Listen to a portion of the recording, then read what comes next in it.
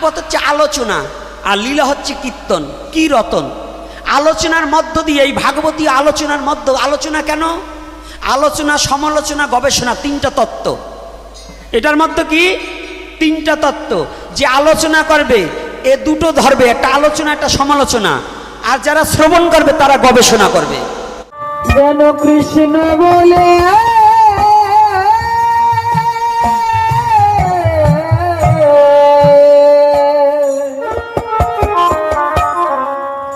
কাঁদিতে। আপনি 50,000 টাকার জন্য নিজের ধর্ম বিক্রি করবেন না, এটা আমি চরণে হাত রেখে বলছি। বলবেন তো ভাগবত আসরে এটা বলেন কেন? কি এটা বলবে না যে ভাগবত আসরে বলেন কেন? ভাগবত হচ্ছে আলোচনা, আর লীলা হচ্ছে কীর্তন, কীরতন। আলোচনার মধ্য দিয়ে, এই ভাগবতী আলোচনার মধ্য, আলোচনা কেন? আলোচনা, সমালোচনা, গবেষণা, তিনটা তত্ত্ব। এটার মধ্যে কি? তিনটা তত্ত্ব।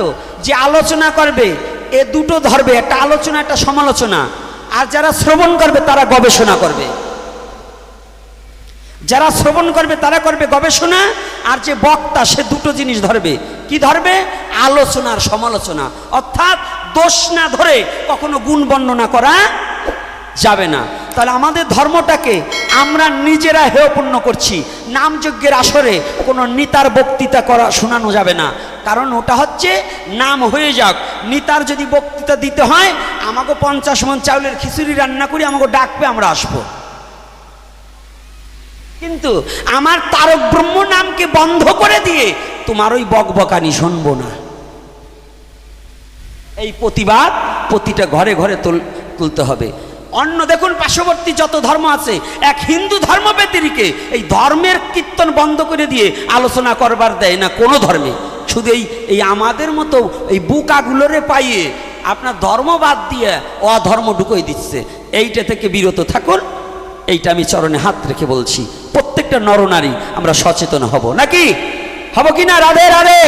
কারাই পক্ষে আছেন হাত তুলুন তো। এইগুলো না বললে হবে না, বাংলাদেশে কেউ বলে না, এগুলো বলবে না। 50,000 টাকার জন্য আপনারা চান্দা দিচ্ছেন, কালেকশন করছেন, গ্রামের চান্দা দিচ্ছেন, কালেকশন করছেন, তো এগুলো করেন কেন? তাহলে নিতার টাকায় কীর্তন দেবেন। যারা যে আসরে নেতাদের বক্তৃতা হবে নাম বন্ধ করে দিয়ে, পরবর্তী সময়ে নামের জন্য কালেকশনে গেলে একজন দেবেন না। বলেন কেন? বলে আপনার নেতাগো আলোচনা হয়, নাম বন্ধ করে দিয়ে আমরা কালেকশন দেব না। নেতাগো টাকায় করেন যে আমরা দেব না। কারণ সনাতন ধর্মের হরিনাম এত তুচ্ছ নয়, তাকে বন্ধ করার যোগ্যতা পৃথিবীতে কারো হবে না। নাম চলবেই চলবেই চলবে, নাম চলবেই, নাম চলবেই। তো এই জন্য চরণে হাত রেখে বলছি, কেউ কষ্ট পাবেন না। কারণ এটা হচ্ছে আমার, ওই যে আমি আগেই বলছি, এটা আমাদের ক্যানভাস, আমাদের করতে হবে। সমাজকে, জাতিকে অভিশাপ মুক্ত করতে হলে আপনার আমার সবার এগিয়ে আসতে হবে, সবার এগিয়ে আসতে হবে, সবার জানতে হবে, সবার বুঝতে হবে। আর এই সনাতনের বার্তাটা প্রতি দ্বারে দ্বারে পৌঁছিয়ে দিন আমার মহাপ্রভুর আদর্শ হয়ে। এই কলির যুগে কি বলেছে? আপনি শুধু জানলে হবে না, জানাতে হবে। এই জন্য কে বলেছেন? মহাপ্রভু নিজে চৈতন্য চরিতামৃতে যদি না দেখাতে পারে আবার জিহ্বা কেটে দেবেন। চৈতন্য চরিতামৃতে মহাপ্রভু নির্দেশ দিলেন, শুনো শুনো নিত্যানন্দ, শুনো হরিদাস, সর্বত্র আমার কথা করো হে প্রকাশ, প্রতি ঘরে ঘরে গিয়া করো এই ভিক্ষা, ভজ কৃষ্ণ কহ কৃষ্ণ, করো কৃষ্ণ শিক্ষা। হরি বল হরি বল। এটা আমার মহাপ্রভুর নির্দেশ। এই জন্য কৃষ্ণ ভজনের তরে, কৃষ্ণকে চিনাবার তরে, মহাপ্রভুকে চিনাবার তরে আমার যে যে পথ অবলম্বন করতে হয় তা আমরা করব। বিন্দু মাত্র পিছনে হটব না। নাকি আমরা কার সৈনিক? মহাপ্রভুর সৈনিক। আমরা কার সৈনিক? আমরা নিতাইয়ের সৈনিক। আমরা কার সৈনিক? গৌড়ের সৈনিক। মহাপ্রভু যেমন এক পা পিছনে হটে নাই, তাকে যত অত্যাচার করুক সে কখনো হরিনামকে বন্ধ করেনি, আমরাও তদ্রূপ। কি হরিনাম বন্ধ করব? করবো নাকি? এখন কয় না, এখন এই যে একজন কাঁসা দিয়ে যদি ভেটকি দেয় আপনার দৌড় মারবেন, আগুবেন না নে। এই হিন্দু জাতি হচ্ছে একটা কাপুরুষের মতো হয়ে যাচ্ছে, একটু বুক পাইতে দিয়ে আসতে হবে। এখন এতে আমার সনাতন ধর্মের কোনো নিন্দা মানব না। আমাদের অন্য কোনো ধর্ম তাদের ধর্মের নিন্দা করলে তারা যেমন ডিজিটাল আইনে মামলা করে, আপনার ধর্মকে যদি নিন্দা করে আমরা ধর্ম নিন্দুকের বিরুদ্ধে আমরাও মামলা করব। আমরাও আমার সনাতনকে প্রতিষ্ঠা করার জন্য, আমার সনাতনের সম্মান বাঁচাবার জন্য আমরাও রাজপথে নামতে রাজি আছি। তো রাধে রাধে রাধে রাধে। এই জন্য প্রত্যেকটা যুবক যুবতী নিজের স্বধর্মকে বাঁচাতে শিখুন, নিজের স্বধর্মকে রক্ষা করতে শিখুন। আমরা আর পরাধীন থাকবো না, নিজের ধর্মটাকে ভালোবাসতে শিখুন। দালালের কথায় আমরা চলবো না, আমরা মহাপ্রভুর কথায় চলবো, আমার ভগবান কৃষ্ণের কথায় চলবো। ভগবান কৃষ্ণ এখন অনেকে বলবে কৃষ্ণ কবে চলে গেছে, এখন তার কথা। আরে ভগবান কৃষ্ণের কথা অর্জুনের মধ্য দিয়া ওই যে শ্রীমদ্ ভগবত গীতায় রেখে গেছে, ওইটা মানবো। হ্যাঁ, তাহলে গীতা মানবো না মানবো না? গীতা মানবেন না কারা কারা, তারা হাত তুলেন তো।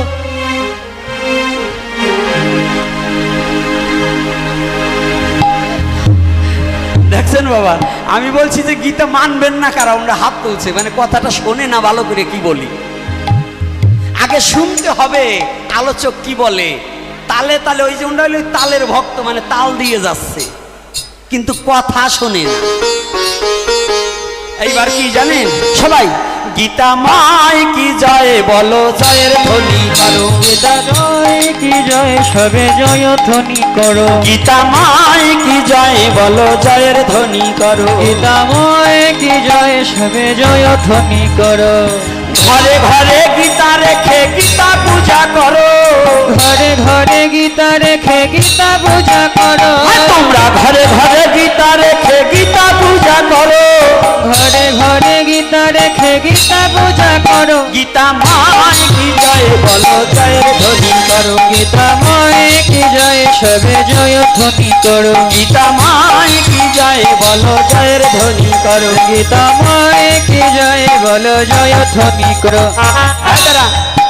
এই যে পিছনে এই দিকে আমার বাবারা কি সনাতনী নয়? তা একটু করতালি দাও না, কি হয়েছে? হাত নেই। হ্যাঁ, ভগবান হাত দিয়েছে না? না শক্তি হারাই গেছে? একাদশী তো না। সবাই গীতা মাই কি জয় বলো, জয়ের ধ্বনি করো। গীতাময় কি জয় বলো, জয় ধ্বনি করো। ঘরে ঘরে গীতা রেখে গীতা পূজা করো। ঘরে ঘরে গীতা রেখে গীতা পূজা করো। গীতার বাক্য সবাই ভক্তি করি মানো। গীতার বাক্য সবাই ভক্তি করে মানো। গীতা মাই কি জয় বলো, জয়ের ধ্বনি করো। গীতাময় কি জয় বলো, জয় ধ্বনি করো। গীতাময় কি জয় বলো, জয় ধ্বনি করো। গীতা ব্রহ্মা গীতা বিষ্ণু গীতা মহেশ্বর।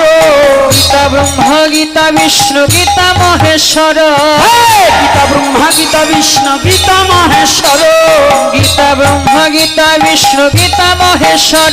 গীতা মাই কি জয় বলো, জয়ের ধ্বনি করো। গীতাময় কি জয় বলো, জয় ধ্বনি করো। গীতাময় কি জয় বলো, জয় ধ্বনি করো। গীতাই হবে একমাত্র পরের সম্বল। গীতাই হবে একমাত্র পারের সম্বল। গীতাই হবে একমাত্র পরের সম্বল। গীতাই হবে একমাত্র পারের সম্বল। গীতা মাই কি জয় বলো, জয়ের ধ্বনি করো। গীতাময় কি জয় বলো, জয় ধ্বনি করো। গীতাময় কি জয় বলো, জয় ধ্বনি করো। উলুর ধ্বনি দিয়ে মায়েরা গীতা রতি করো। উল ধ্বনি দিয়ে মায়েরা গীতা রতি করো। জয়ের ধ্বনি দিয়ে বাবারা গীতা রতি করো। জয় ধ্বনি দিয়ে বাবারা গীতা পূজা করো। গীতা মাই কি জয় বলো, জয়ের ধ্বনি করো। গীতাময় কি জয় বলো, জয় ধ্বনি করো। গীতা মাই কি জয় বলো, জয়ের ধ্বনি করো। গীতাময় কি জয় বলো, জয় ধ্বনি করো। গীতার কথা বললাম কেন? আমাদের আদি ধর্মগ্রন্থ বেদ, বেদের কথা না বলে গীতার জয় ধ্বনি দিলাম কেন? কি প্রশ্ন আছে না? আরে বাবা তা না, বেদের জ্ঞানও কম না, কিন্তু একটা কারণ আছে, এখন বর্তমান যুগে বেদ পড়ার মতো যোগ্যতা আমাদের নেই, এক। আর দ্বিতীয়তে যারা শিক্ষিত বাবারা আছেন হরফ প্রকাশনীর কোনো বেদ পড়বেন না। কোন প্রকাশনী? এই হরফ প্রকাশনী বেদের শ্লোককে বিকৃত করে যেটায় সনাতন ধর্মের ক্ষতি হবে ওইটা ঢুকিয়ে দেওয়া হয়েছে। এই জন্য হরফ প্রকাশনীর কোনো গ্রন্থ, সনাতনী কোনো গ্রন্থ অধ্যয়ন করা যাবে না। ভারত পাবলিশড যে প্রকাশনী, এই প্রকাশনীর যদি কোনো বেদ থাকে তাহলে পড়া যাবে, কিন্তু বাংলাদেশে হরফ প্রকাশনীর অনেক ভুল আছে, যেটা আমাদের সনাতনী ছেলেমেয়েরা ওই বেদকে অধ্যয়ন করলে ধর্মান্তরিত হয়ে যাওয়ার বেশিরভাগ ভয় আছে। এজন্য ওই বেদের মধ্যে মনকল্পিত কিছু ঢুকিয়ে দেওয়া হয়েছে, ওটা বেদ নয়, ওটা মানুষ মারার একটা ষড়যন্ত্র, একটা অস্ত্র। তাই আমি সবাইকে নির্দেশ দিয়ে যাচ্ছি, সনাতন ধর্ম অবলম্বনকারী যারা, কখনো হরফ প্রকাশনীর কোনো গ্রন্থ অধ্যয়ন করা যাবে না। এবং মহাজনী গ্রন্থ ব্যতিরিকে আমাদের সনাতন ধর্মকে ক্ষুণ্ণ করার জন্য যখন গ্রন্থ সমাধি দেওয়া হয়েছিল এবং গ্রন্থ চুরি করা হয়েছিল সনাতন ধর্মের, তখন খাম্বাজ রাজ্যে বসে যে গ্রন্থ চুরি করে নিয়ে আসা হয়েছিল, চুরি করে দেওয়া হয়েছিল, তার পরবর্তীতে কিছু স্বার্থন্বেষী পণ্ডিতদের দিয়ে এই গ্রন্থগুলোকে প্রণয়ন করা হয়েছে, যেগুলো তো যেমন ভবিষ্য পুরাণ, এই ভবিষ্য পুরাণের ভাষ্যকেও ব্যতিক্রম করা হয়েছে কিছু কিছু জায়গায়। এজন্য মহাজনী গ্রন্থ ব্যতিরিকে আর কোনো গ্রন্থ পড়া যাবে না। কি মনে থাকবে তো? মনে থাকবে তো?